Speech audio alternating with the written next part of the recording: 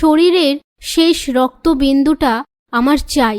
অনুষার হাত কাটার প্রতিশোধ নিতে দুলারীকে খুনের ভয়ঙ্কর ছক সম্পূর্ণ জানতে হলে চ্যানেলটি সাবস্ক্রাইব করে ভিডিওতে লাইক দিয়ে দেখতে থাকুন।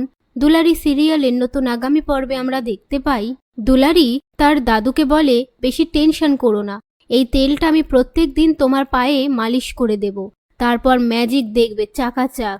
আর তেলটা ধরে বলে, কিন্তু তেলটা এত গরম কি করে হয়ে গেল?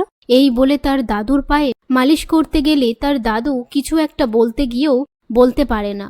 ওদিকে অনুষা কাঁচে নিজের হাত কেটে ফেললে সেটা দেখে অনুষার মা বলে, ও মাই গড, এরকম কেন করিস, ওয়াই?